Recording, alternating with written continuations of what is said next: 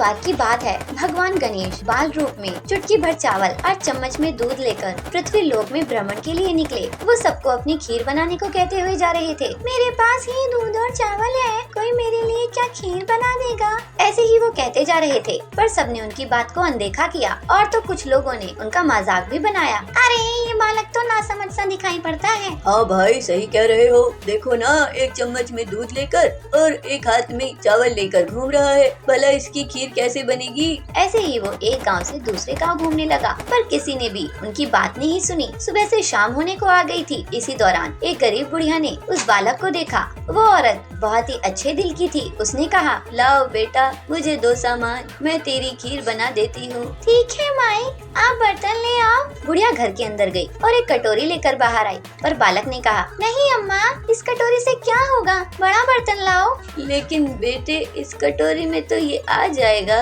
नहीं आएगा, आप बड़ा बर्तन लेकर आओ, सबसे बड़ा बर्तन। वो बुढ़िया घर के अंदर गई और सबसे बड़ा भगोना लेकर वो बालक के सामने आई। उस बालक ने उसमें एक एक करके चावल और दूध डाल दिया और उस भगोने को चूल्हे पर चढ़ाने को कहा। बुढ़िया ने ऐसा ही किया। उसने सोचा बच्चे का दिल क्या तोड़ना, इसलिए उसने उसके कहे अनुसार काम किया। कुछ ही देर में एक चमत्कार हुआ। उस बालक के दिए चावल और दूध बढ़ गए और पूरा भगोना उससे भर गया। हे भगवान, ये कैसा चमत्कार है। तभी वो बालक कहता है, माई, मैं स्नान के लिए जा रहा हूँ, उसके बाद खीर खाऊंगा, तब तक तुम खीर बनाओ। उस बूढ़ी औरत ने भी पूरे दिल से खीर बनाई। पीछे से बुढ़िया के पोते पोती आए तो भूख लगने पर बुढ़िया ने उन्हें वो खीर खिला दी। खीर बनते देख रही पड़ोसन को भी बुढ़िया ने कटोरा भरकर खीर दे दी। बेटी की बहू ने भी चुपके से एक कटोरा खीर खाने के साथ एक कटोरा खीर छिपा दी। इसके बाद भूख लगी तो बुढ़िया ने भी उस खाने के लिए खीर हाथ में ले ली और बोली, आजा रे गणेशिया, खीर खा ले। तभी गणेश जी बालक रूप में वहाँ पहुँच गए और बोले कि मैंने तो पहले ही खीर खा ली। जब बुढ़िया ने पूछा कि कब खाई तो उसने बोला, माई, मैंने तो तभी खीर खा ली थी जब तेरे पोते पोती पड़ोसन और बहू ने खा ली थी, तभी मेरा पेट भर गया था। पर बेटे, यहाँ तो बहुत सारी खीर बची हुई है, मैं इसका क्या करूँ? बूढ़ी माई, तुम ये खीर नगर में बांट दो और लोगों को खिलाओ, और जो खाली बर्तन होगा उसे घर के दरवाजे पर रख देना। ऐसा कहकर वो बालक वहाँ से चला गया। उस बूढ़ी माई ने ऐसा ही किया। उसने गांव के सभी लोगों को खीर की दावत दी, पर उसके बाद भी उस भगोने में से खीर खत्म नहीं हुई। उसमें अभी भी खीर बची हुई थी। अभी भी इसमें खीर बची हुई है, अब मैं क्या करूँ? अरे हाँ, उस बालक ने बताया था, वही करती हूँ। बूढ़ी माई ने वो आधा खाली भगोना घर के मेन दरवाजे पर रख दिया और फिर सो गई। अगले दिन जब बुढ़िया उठी तो देखकर हैरान रह गई। उसे अपनी झोपड़ी महल में बदली हुई और खीर के बर्तन सोने जवरातों से भरा हुआ मिला। गणेश जी की कृपा जानकर बुढ़िया बहुत प्रसन्न हुई। गणपति बप्पा मोरया। बुढ़िया ने गांव में गणेश जी का एक भव्य मंदिर भी बनवाया और वो लोगों की मदद भी किया करती। एक समय की बात है, एक गांव में कर्माबाई नाम की औरत रहती थी। कर्माबाई हर दिन सुबह उठकर सबसे पहले ठाकुर जी के लिए खिचड़ी बनाया करती थी और खुद स्वयं ठाकुर जी बाल रूप में कर्माबाई की खिचड़ी खाने के लिए आते थे। ये कई सालों से चलता आ रहा था। नित दिन कान्हा जी उसकी खिचड़ी का भोग लगाया करते थे। लेकिन एक दिन कर्माबाई के यहाँ एक साधु मेहमान आए। उसने जब कर्माबाई को बिना स्नान किए और पूजा पाठ किए खिचड़ी बनाकर ठाकुर जी को भोग लगाते देखा तो उन्हें ऐसा करने से मना किया। कर्माबाई, तुम ये सही नहीं करती हो। तुम बिना नहाए, बिना पूजा किए ठाकुर जी को भोग लगाती हो, ये उचित नहीं है। अब से तुम पहले स्नान करना, पूजा करना, उसके बाद ही ठाकुर जी को भोग लगाना, ठीक है? ठीक है साधु महाराज, आपकी जो आज्ञा। अब से मैं स्नान आदि करके पूजा पाठ करके ही ठाकुर जी को भोग लगाया करूँगी। साधु महाराज की बात मानकर कर्माबाई ने अगले दिन से स्नान करके पूजा के बाद प्रसाद तैयार करा। इसमें उसे बहुत देर हो जाती, पर वो बालक रूपी कृष्ण तो अपने समय पर आ जाते थे। माई, बहुत भूख लगी है, जल्दी से खिचड़ी दे दो ना। हाँ बेटा, रुको, अभी लाती हूँ। अब तो बालक रूपी भगवान जल्दी जल्दी खिचड़ी खाकर बिना हाथ मुँह साफ किए चले जाते थे। भगवान जगन्नाथ के मंदिर में जो पुजारी कई सालों से काम कर रहा था, वो जब भगवान जगन्नाथ को ऐसा देखता था, ये भगवान जगन्नाथ जी के मुँह पर खिचड़ी कैसी? मंदिर में तो कई दिनों से खिचड़ी का भोग बना ही नहीं, फिर ये खिचड़ी कैसी? हे प्रभु, ये आपकी कैसी लीला है? तभी जगन्नाथ भगवान उसके सामने स्वयं प्रकट होते हैं और कहते हैं, मेरी भक्त कर्माबाई मेरे लिए बड़े ही प्यार से बाजरे की खिचड़ी बनाती है और मैं हर दिन सुबह जल्दी उठकर उसके घर खिचड़ी खाने जाता हूँ। पर कुछ दिनों पहले एक साधु उनके पास आया और उनसे कह गया कि स्नान करके पूजा करके खिचड़ी खिलाना। तो अब वो मुझे थोड़ा देर से भोग लगाती है, क्योंकि पहले वो ये सब काम करती है और फिर मुझे भूख लगती है तो जल्दी जल्दी खा लेता हूँ, क्योंकि मुझे यहाँ मंदिर भी तो आना पड़ता है ना अपने भक्तों की अरदास सुनने के लिए। तो मैं बिना मुँह हाथ धुले ही आ जाता हूँ। अब मैं क्या करूँ? पुजारी जी जगन्नाथ की बातें सुनकर अगले दिन उस साधु को बुलाते हैं और उसे पूरी बात बताते हैं जो जगन्नाथपुरी ने उनसे खुद आकर कही। साधु को बहुत पछतावा होता है और वो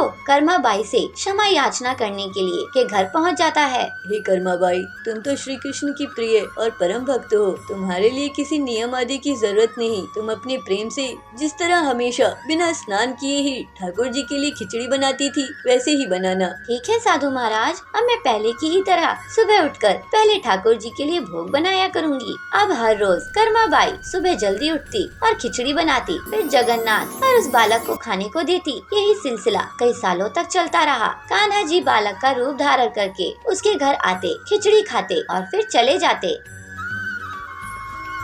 एक समय की बात है, एक गांव में टूनी अपनी सास के साथ रहती थी। एक दिन उनके घर पर कुछ मेहमान आते हैं तो उसकी सास बाहर से कुछ समोसे और चाउमीन मंगाती है और मेहमानों से कहती है, अरे आप लीजिए ना, आप तो कुछ खा ही नहीं रहे। ये समोसे और चाउमीन तो मैंने आपके लिए ही मंगवाई है, अरे खाइए ना आप। तब तक लूसी की बहू टूनी भी आ जाती है और टूनी एक प्लेट चाउमीन में चाय डालकर पीने लगती है। सभी मेहमान उसकी अजीब सी हरकत देखकर हैरान हो जाते हैं और चंपा टूनी से कहती है, अरे बहू, ये तो कैसे चाउमीन खा रही है? चाउमीन में चाय डालकर पीना कोई नया फैशन निकला है क्या? नहीं मासी जी, ये कोई नया फैशन नहीं है। बात जरा ये है कि मुझे चाउमीन बहुत पसंद है, लेकिन ये चटपटी बहुत होती है और मुझसे इतना चटपटा खाना खाया नहीं जाता, इसलिए मैं इसमें चाय डालकर पी रही हूँ ताकि मिर्ची कुछ कम हो जाए। इसके बाद चंपा लूसी से कहती है, ठीक है लूसी, अब हम चलते हैं, बहुत देर हो गई है। अरे चंपा, तूने तो कुछ खाया भी नहीं, देखिए समोसे ऐसे रखे हुए हैं। अरे हम बाद में ही खा लेंगे, अब चलते हैं। चंपा वहाँ से चली जाती है और उनके जाने के बाद लूसी अपनी बहू टूनी से कहती है, अरे टूनी बहू, तुझे जरा भी अकल वकल है या नहीं? ये सब बेच कर खा गई है। एक तो तेरे ये पागलों वाले शौक, अरे ये करना ही था तुझे तो अपने कमरे में जाकर कर लिया करना। यहाँ मेहमानों के सामने तूने मेरी सारी इज्जत पानी में मिला दी।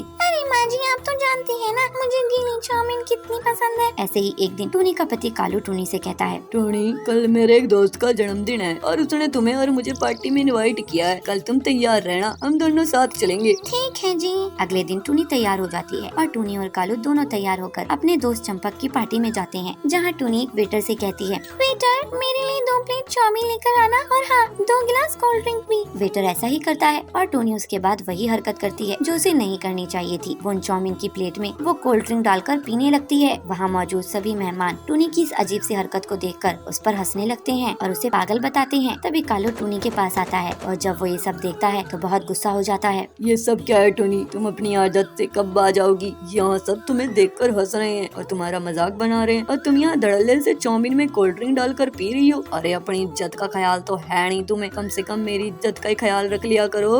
देखो जी, मुझे चाउमीन बहुत पसंद है और अभी मैं चाउमीन खा रही हूँ, वो भी गीली। अब मुझे ये पसंद है तो पसंद है, तुम अपनी टांग ना अड़ाओ तो ज्यादा अच्छा है। और इन लोगों का क्या है, इन्हें तो किसी न किसी पर हंसने का मौका चाहिए। तुम छोड़ो ये सब और अभी घर चलो। चलो, बहुत तुमने मेरी इज्जत डुबा ली। कालू टूनी को घर ले आता है और उसे बहुत डांटता है, लेकिन टूनी पर उसका कोई असर नहीं होता। वो अगले दिन से फिर गीली चाउमीन खाना शुरू कर देती है और उसकी सास और उसका पति अपना सर पकड़ लेते हैं। रामपुर नाम के गांव में एक टूनी रहती थी अपने सास ससुर और पति के साथ। टूनी को एक बहुत ही गंदी आदत थी, वो थी चटपटा खाने की आदत। टूनी को चटपटे पकवान जहाँ भी दिखते वो उन पर टूट पड़ती। उसकी सास उसे इतना चटपटा खाना खाने से मना करती थी, इसलिए टूनी अपनी सास के बाहर जाने का इंतजार करती और जैसे ही उसकी सास किसी काम से बाहर जाती, टूनी घर से बाहर निकलती और चटपटे गोलगप्पे, समोसे, कचौड़ी, तरह तरह के पकवान खाती। ऐसे ही एक दिन टूनी की सास चंपा टूनी से कहती है, अरे बहू, मैं घर के लिए राशन का सामान लेने जा रही हूँ, तू घर में ही रहना और घर से बाहर मत जाना, समझी? ठीक है माँ जी, आप टेंशन फ्री होकर जाइए, मैं हूँ ना, मैं घर में ही रहूंगी, यहाँ से कहीं नहीं जाऊंगी। जैसे ही चंपा घर से बाहर निकलती है वैसे ही टूनी भी बाहर निकल जाती है और बाहर जाकर गोलगप्पे वाले से कहती है, अरे गोलगप्पे वाले भैया, जरा चटपटे से गोलगप्पे तो लगाना जरा। हाँ, क्यों नहीं टूनी बेटी, अभी देता हूँ। और वैसे भी आज का पानी तुम्हारे ही मतलब का है, बहुत चटपटा। गोलगप्पे वाला टूनी को चटपटे गोलगप्पे खिलाता है और टूनी बहुत ही शौक से वो गोलगप्पे खा रही होती है। ऐसे ही करते करते वो 30 गोलगप्पे खा जाती है और गोलगप्पे गोलगप्पे खाकर घर आ जाती है। उसकी सास बाजार से कुछ समोसे भी लाती है। इतने सारे चटपटे गोलगप्पे खाने के बाद भी टूनी से रहा नहीं जाता और वो उन समोसों पर भी टूट पड़ती है। पर तभी चंपा कहती है, अरे बहू, बहुत है और कुछ चटपटा खाने का मन है तो बता दे, मैं मंगा देती हूँ। नहीं माँ जी, बस बहुत हो गया और चटपटा मैं नहीं खा पाऊंगी, मेरा तो 2 समोसे में ही पेट भर गया। अच्छा जी, और चटपटा खाना नहीं खाना बहू को? नहीं माँ जी, मैं आपकी तो आज्ञा का पालन कर रही हूँ। आपने ही तो कहा था कि चटपटा कम खाया कर। अच्छा, मेरी बहू को मेरा इतना ख्याल है, इतना मेरी बहू मेरा कहना मानती है। और क्या माँ जी? तभी चंपा गुस्से से कहती है, बस बहुत हो गया झूठ। अब मैंने तुझे बाहर गोलगप्पे खाते हुए देखा था। अरे बहू, इतना चटपटा मत खाया कर, तेरी ही तबीयत खराब हो जाएगी एक दिन। लेकिन टूनी अपनी सास की बात पर जरा भी ध्यान नहीं देती और एक कान से सुनकर दूसरे कान से निकाल देती है और अपनी सास की मजा करने के बावजूद चटपटा खाना नहीं खाना छोड़ती। और एक दिन उसके पेट में बहुत तेज दर्द होने लगता है। अरे क्या हुआ बहू, क्यों दर्द से चिल्ला रही है? क्या हुआ तुझे? माँ जी, मैं क्या बताऊँ, मेरे पेट में बहुत तेज दर्द हो रहा है। चल मेरे साथ डॉक्टर के पास चल। चंपा अपनी बहू को डॉक्टर के पास ले जाती है, जहाँ डॉक्टर उसकी जांच करके कहता है, आपकी बहू का लीवर कमजोर हो गया है। लगता है आपकी बहू चटपटा और तीखा खाना बहुत खाती है। हाँ डॉक्टर साहब, सही कहा आपने, मैं इसे बहुत मना करती हूँ पर ये मेरी सुनती ही नहीं है। ले सुन ले खुद डॉक्टर साहब क्या कह रहे हैं। डॉक्टर साहब, आप दवाई लिख कर दीजिए ना, मैं आगे से कभी भी चटपटा खाना नहीं खाऊंगी। हाँ, यही सही रहेगा आपके लिए, नहीं तो दिक्कत ज्यादा बढ़ जाएगी और लिवर डैमेज हो सकता है और फिर लिवर ट्रांसप्लांट की जरूरत भी पड़ सकती है। देखिए, अब तो सब कुछ आपके हाथ में है। अपना ये चटपटा खाने की आदत आप छोड़ दीजिए, बाकी तो सब ठीक ही हो जाएगा। ठीक है डॉक्टर जी, मुश्किल तो है लेकिन मैं चटपटा खाना छोड़ दूंगी। ठीक है डॉक्टर साहब। टूनी का मुंह तो उतर जाता है कि उसकी चटपटा खाने की आदत उसको बचपन से थी और उसे छोड़ना इतना आसान भी नहीं था, लेकिन अपनी सेहत को देखते हुए उसने चटपटा खाना छोड़ दिया।